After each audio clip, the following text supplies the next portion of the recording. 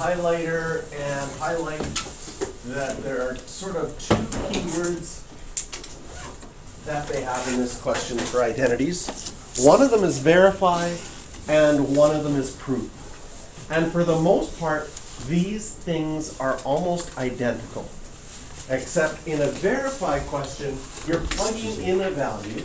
So for A, part I, where we're verifying, you still split your page in half, and you still have a left side and a right side. And on the left side, we write everything in, but we replace the theta with 30 degrees. So secant 30 degrees, 1 plus cos of 30 degrees. And on the right-hand side, we have 1 plus secant of 30 degrees. So in a verify question, you have one value, and you want to know, is it true for that one value? Verification is not very powerful. The proof says it works for all the values. Verify just says, yes, that one value happens to work, right?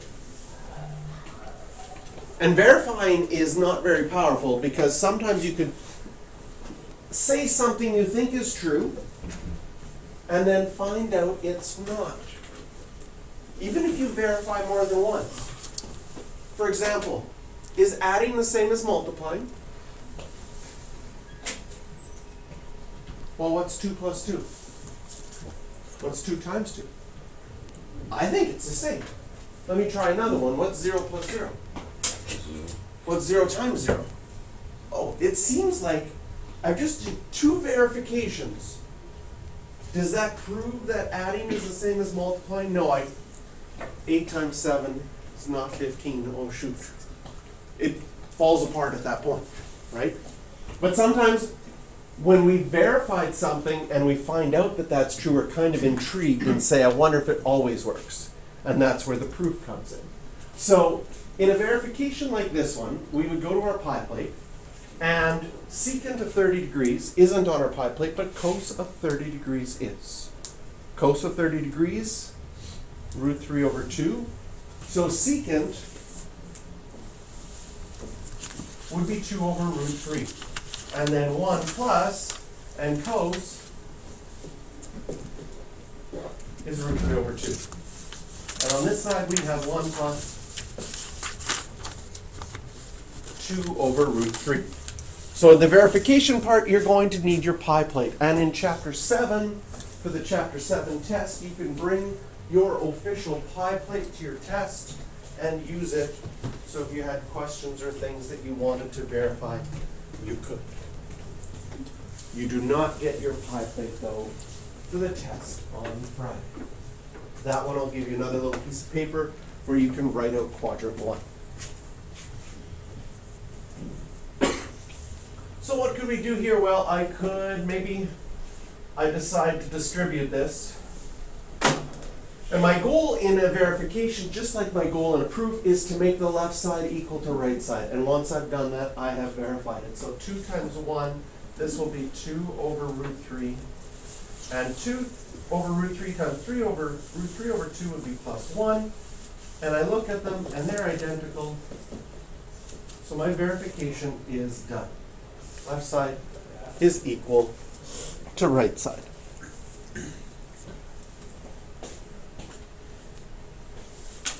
The proof, again, in our proof, secant theta 1 plus cos theta 1 plus secant theta.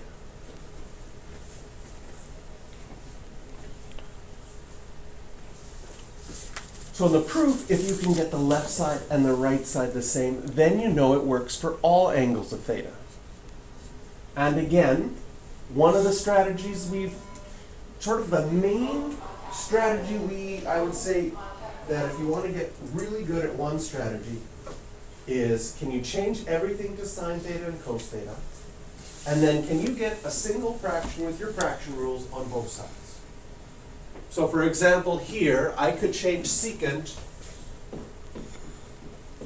to 1 over cos theta. And I could think of this as a fraction as 1 plus cos theta over 1. And here I could change my secant to 1 over cos theta. And then the idea of getting a single fraction on both sides, well here I have a fraction times a fraction. I could multiply the tops and multiply the bottoms. And so the left side, I now have a single fraction. On the right-hand side, I don't have a single fraction. I would need to multiply this by cos theta over cos theta. If you get lazy and forget the thetas, that's an E3 error. And so now I have a common denominator, and this will be cos theta plus 1 over cos theta, which adding, I mean, that's the same as 1 plus cos theta over cos theta. So my left side is equal to my right side.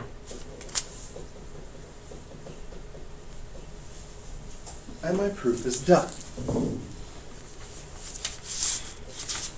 So for part B on this one, I'm just going to do the proof part. The exam lately I've been noticing has been really liking the verify thing. I've noticed it last little bit. They've been asking more verification questions, but proofs are still happen even more than that. So in this one, we are going to prove, and again, how do we prove things?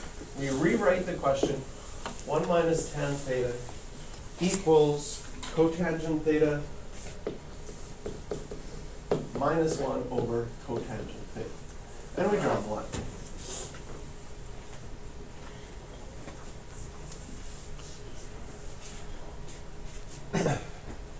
Now, I'm going to prove this in 3 different ways. One, I'm going to use the basic strategy. Change to sine theta and cos theta and get a single fraction.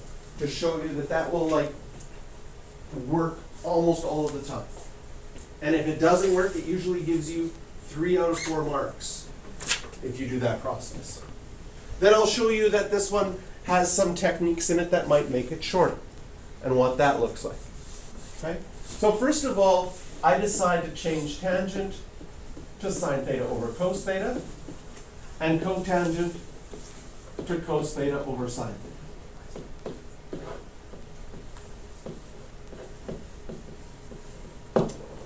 And now my job is to get a single fraction on both sides. On the left-hand side, this 1 is like 1 over 1. How do you subtract fractions? You need a common denominator. So I get that common denominator by multiplying this by cos theta and cos theta. And then I would have a common denominator of cos theta, and the top would become cos theta minus sine theta. So there's the main goal. Can I change things to sine theta and cos theta, and can I get a single fraction? I don't have any more fraction things to do. And the most common thing that happens is you have fractions inside of fractions like we have on the right-hand side. So what we want to do is we want to get a single fraction in both our numerator and our denominator. So here's my main fraction line. I make it big and longer and a little bit thicker. On the top fraction, if I get that common denominator of sine theta,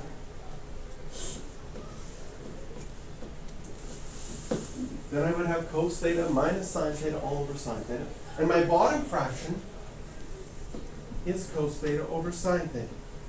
A very important thing in an identity is that you always make the line that you write underneath equal to what you had above. And sometimes you will feel like, oh, but I just want to work on the top. I don't want to work on the bottom. Can I just write the top for a while and forget about the bottom and bring it back later? The answer is not without losing marks. You have to always make sure that what you write underneath is equal to what you had above. So I can't just not write the bottom part. Or I can't do a little bit of work and then write it later. I need to make sure that it's really clear that everything is equal to each other. So what I added in green there, when I got that common denominator, that's equal to 1. That doesn't change what it's equal to overall, so that's allowed. And now that I have a fraction divided by a fraction, keep the top the same.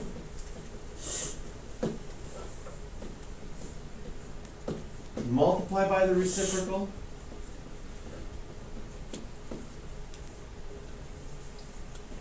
And since this is adding and subtracting, this would be grouped together. These factors are the same, and we're multiplying so they can simplify. And we're left with cos theta minus sine theta all over cos theta, which is identical, so I now can make my statement.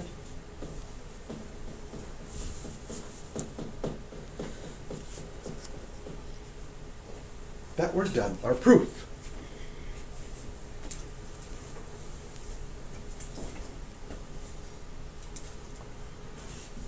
So if we change things to sine theta and cos theta, and once I got a single fraction on both sides, they were identical.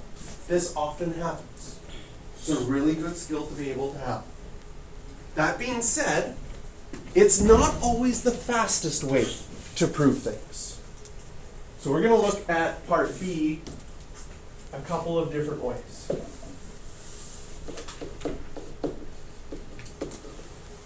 I have 1 plus tan theta.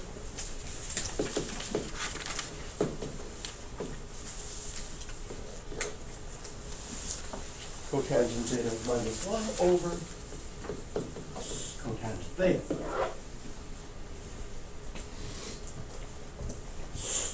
Sometimes things can be shorter if you change things. Oh, it's 1 minus 10. Little typo there. There we go. Sometimes you can change things without changing them to sine and cos, because there's also a relationship between cotangent and tangent. I can change cotangent to 1 over tangent, and I can change tangent to 1 over cotangent. And if I do that, then both the left side and the right side are only in tangent or only in cotangent. And that's a good strategy, because if you only had one trig function on one side and the same trig function on the other, it seems like manipulation should make them the same. And maybe that'll be a little bit shorter. So we're going to compare here. I'm going to do cotangent to tangent first and see if it's faster than changing to sine and cosine. So I change cotangent to 1 over tangent. Once again, I get fractions inside of fractions. Do you see that? So what do I have to do? Well, I have to get a single fraction in both my numerator and my denominator, so I'll do that first. Here's my main fraction line. And I'll get a common denominator of tan up there, which gives me 1 minus tan theta.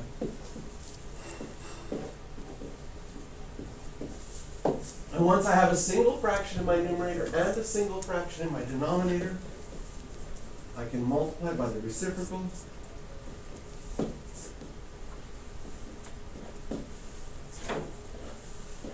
That would get grouped together, which is just 1 minus tan theta.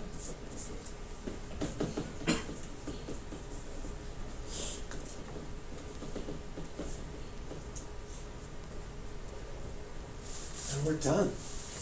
Is that a little bit quicker than the sine and the cosine? A little bit, okay?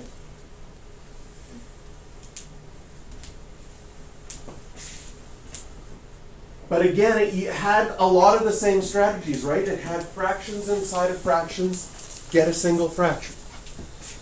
Okay? I am going to, everybody get this one down. I'm going to erase it and do it one more time.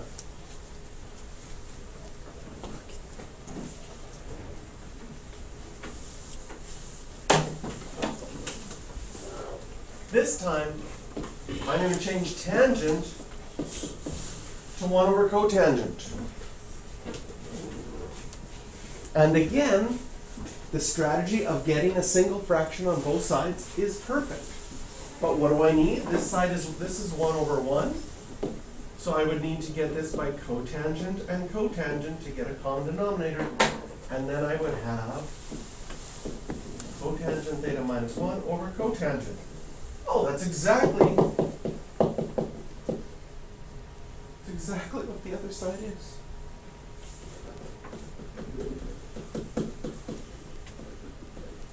That's even quicker. It's like 2 steps. So sometimes in these proofs, there's a way to do it really quick, and sometimes there's longer ways. All of them will give you full marks if it works out in the end. But some of the strategies that I would look at in this one. Okay, first of all, I'd say, okay, I know I can change things to sine and cos, but maybe there's something else that I could use that makes it faster. And sometimes when you're working on these and you prove it one way first, sometimes students go, I'm going to try the same thing and I'm going to try a different strategy. And it's in trying those different strategies that you'll be like, oh, I like this method better than another method.